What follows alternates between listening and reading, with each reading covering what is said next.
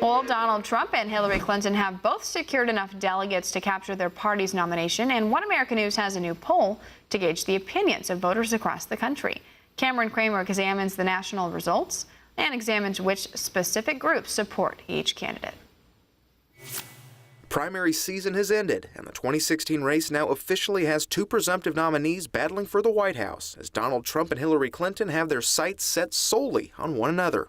As I say, crooked Hillary, crooked Hillary. She's as crooked as they come. Donald Trump is not qualified or temperamentally fit to be president and commander-in-chief. With both parties' national conventions a month away, One America News commissioned nonpartisan research firm Gravis Marketing to survey just shy of 2,200 registered voters across the nation, 40% being Democrats, 33% Republican, and 27% Independent. Hillary Clinton tops Donald Trump 51% to 49%, a lead that's fully within the poll's 2.1% margin of error.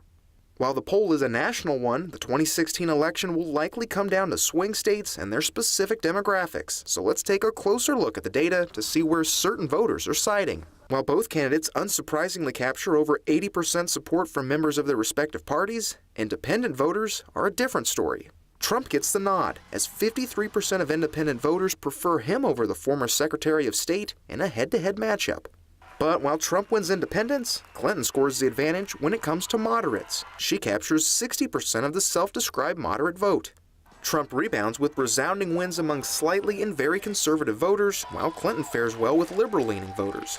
When the poll is broken down by ethnic background, both candidates secure major victories among certain groups. Clinton takes 89% of the African-American vote, while Trump is the choice for 62% of Asian voters.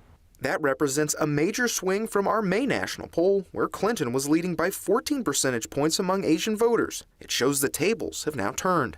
The two other ethnic groups, Hispanic and Caucasian voters, are split. Clinton wins with Hispanic voters, while Trump takes the Caucasian vote 58% to 42%.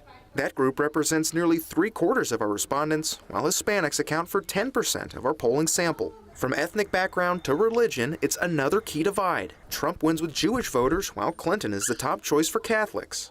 Evangelical voters, meanwhile, could turn out to be key in some Bible Belt battleground states, as Trump has the distinct advantage with 72% of the vote. After the recent events in Orlando, this poll was taken just 5 days after the mass shooting. Muslim voters are a key group with regards to statements from both candidates. We aren't vigilant and we aren't smart.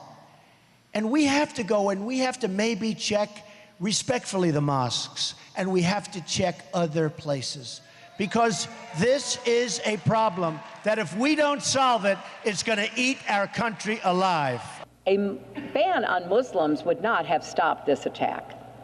Neither would a wall. I don't know how one builds a wall to keep the internet out. Clinton wins 73% of the Muslim vote, but 27% of Muslim voters agree with Trump's stance enough to cast their votes in favor of the billionaire. When the poll is broken down by age, it shows just how close this election can become.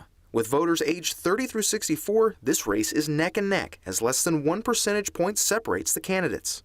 Under 30 voters, however, overwhelmingly back Clinton by nearly 30 points, despite not showing her much support during primary season. Ultimately, youth turnout could be more essential than support, though, as low participation rates have been a trend over recent years. It's a different story for senior voters. They're the most consistent in terms of turnout, and in this poll, voters 65 and older sided with Trump, 53% to 47%. That's a sharp reversal from our last poll, where Clinton held a 4-point edge with the age group. It's a sign that shows the 2016 election is still up for grabs, as both candidates are seeing swings in terms of support among certain groups. Cameron Kramer, One America News.